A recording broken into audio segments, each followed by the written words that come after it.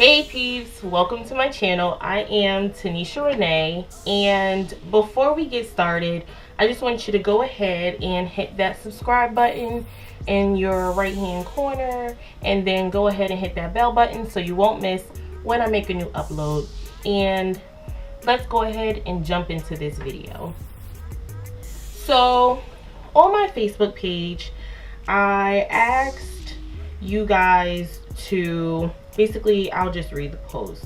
I said, hey peeps, drop me a question in my inbox / comments you have about anything natural hair related. That could be products, hair tips, personal questions about my hair journey, and I will answer them. And basically I'll be doing a Q&A. So today is a Q&A about anything hair product related, hair tips, and basically I really just wanted this to be an opportunity for people to ask a couple of questions that they personally have. And I said don't be shy, because people always feel like at this point everyone should know everything there is to know about natural hair, because there's so many natural hair tutorials and videos. Not necessarily for everyone, and sometimes people trust you more than they trust other hair tutorials. So here is mine.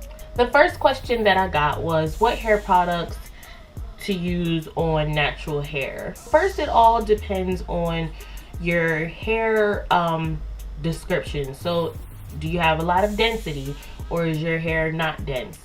Do you have high porosity, low porosity? Do you have thin strands or thicker hair strands? What is your ability or your curl pattern or your curl texture, however you want to determine it? Those things all should be taken into consideration when you are purchasing hair products. And then also it depends on what kind of result you're trying to get. Do you want moisture? Are you looking for elongation? Are you looking for something to build structure and strength? And then it all depends on what product you're talking about. So are you referencing shampoo? Are you referencing conditioner, deep conditioners, leave-in conditioners, rinse out conditioners, or styling products such as your gels, your creams, your twist and hold? It all depends on you. It just depends on how your hair is set up. So for me personally, my hair is low porosity. My curl patterns, I have several. So I said before in another video that I have like 3C in the front and the back. Around the crown, I would say it's like 4A, and then right in the middle is like 4B. And then obviously because my hair is longer, it stretches out. So my curl pattern seems to all either be one and the same or completely different, but they are completely different, and I have to do completely different things for different portions of my hair. But really what I'm looking for is products that will benefit all portions together, because I'm not trying to buy products for one part of my hair and then another part of my hair just because they basically interact differently. It all depends on your hair type. It all depends on your hair description when you buy hair products. Another thing to take into consideration is, are you worried about the ingredients for natural hair? Because not everyone's reasons for going natural are the same. So some people went natural because they want length. So they're looking for things that will give them moisture and hydration, things that allow them to avoid split ends, things that allow them to grow hair faster. So they're going to be looking for those hair serums, those scalp serums that stimulate hair growth. If you care about ingredients that are good for you, so if you're doing like the curly girl method where you don't want silicones, sulfates, parabens, harmful preservatives, then it would all depend on what hair products you get then. So then you want to look for things that say silicone free, sulfate free, paraben free. You want to look for things that say no mineral oils, no alcohols. Basically that question is a wide spectrum question, because many different things work for different hair types, hair textures, hair porosities, hair densities, hair thickness, hair patterns. So that question is a really wide spectrum question. Another question I got was how to prevent split ends. To prevent split ends, your key answer is hydration and moisturization. Is that a word? Moisturizing, okay? So you want to hydrate and you want to moisturize. Hydration begins with water. You honestly want to have water in your hair, and because your ends are the oldest part of your hair, having water on your ends helps to keep them from splitting because they're moisturized, and when your hair is dry, it is more prone to breakage. Moisture, hydration is key. Moisturizing is your oils, your butters, your creams, whatever it is that you are doing to seal in that hydration. The oils that you use, whether they're penetrating, and then your sealant oil, which basically seals in that moisture that you've applied to your ends. Another way to prevent split ends is making sure that you're using some sort of satin-lined pillowcase or hair bonnet or scarf, or silk-lined pillowcase, bonnet, or scarf. Those things help to lock in your moisture. It won't snag your ends. And what that just means is the material's stitching is closer together, which doesn't allow for your ends to get caught between the material. Another good tip is to wear your hair up. So if you wear your hair up, then you are keeping your hair away from materials that may not be the best for when your hair is down. If your fabric is prone to snagging your hair, you wear your hair up. Or if you have material that is better for your hair, so if you are wearing like a satin shirt or a silk shirt, you can wear your hair down because it won't interfere with that. Another way to prevent split ends is your detangling method. Me, I finger detangle. I rarely use a brush or a comb to detangle my hair because your hands are a lot more gentler than a comb or a brush. When you're using a comb or a brush, you're kind of just trying to get through the process, and you're not taking the time and care that your hair needs in order to avoid that split end or breakage or damage that you may cause using a brush or a comb. So I personally use finger detangling. Best way to finger detangle, honestly, is to do it in the shower when you are applying your rinse out conditioner. So if you're going to use a rinse out conditioner or a conditioner that has a lot of slip, that is the best time to go ahead and detangle your hair. And honestly, if you are not a fan of finger detangling, then using your brush or your comb while you're using something that has a lot of slip, like your rinse out conditioners, that will be the best time to detangle your hair. That helps to avoid some split ends because you won't be creating more breakage. The question I had is oils that will help moisture and then lock in the moisture. A big portion of that is making sure your hair is hydrated.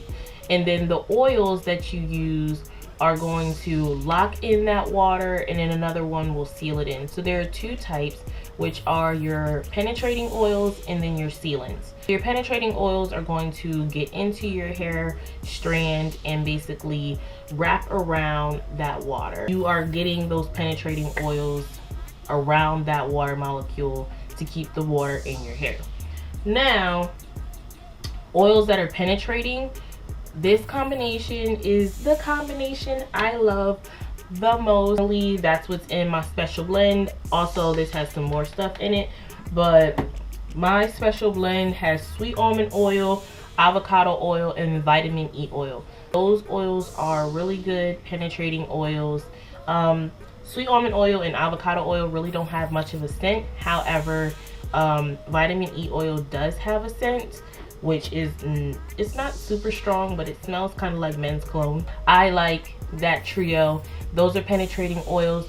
They're really good for locking in your moisture. That's pretty much what is in my bottle, like I said, and I use them all the time together.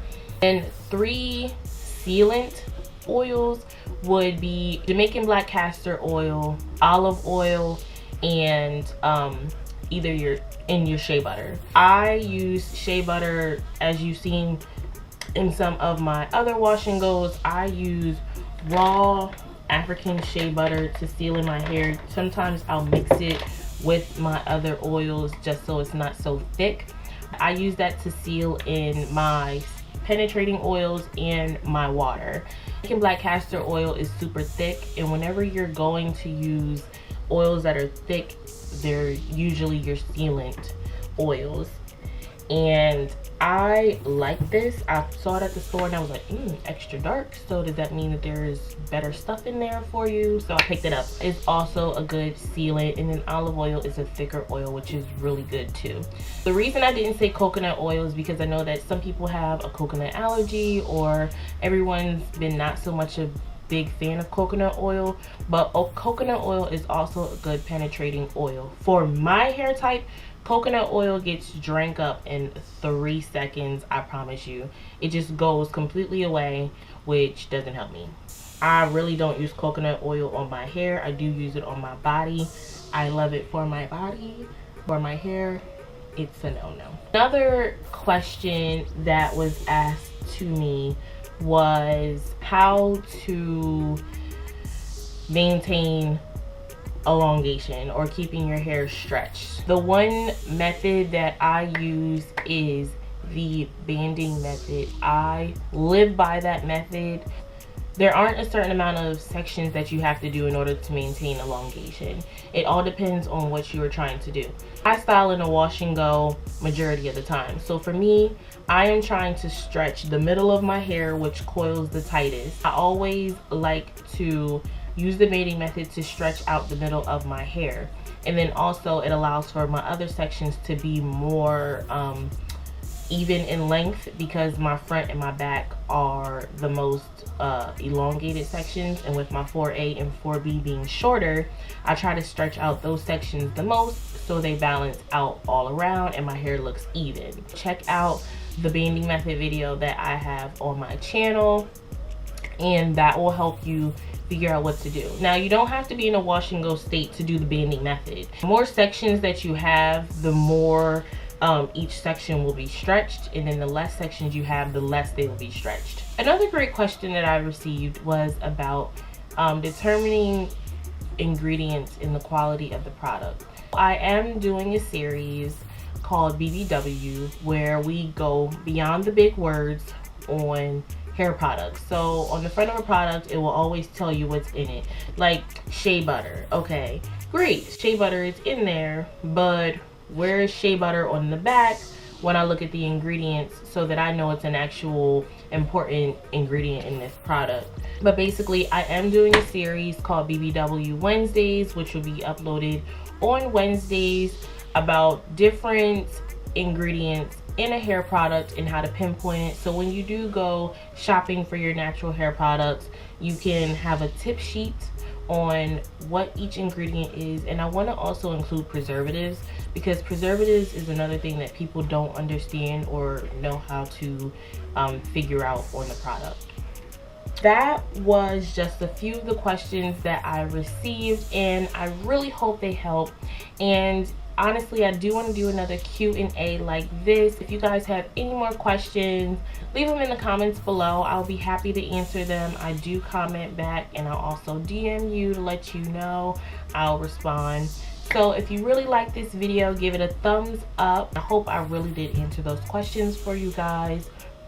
I am Tanisha Renee, and I will see you in my next video.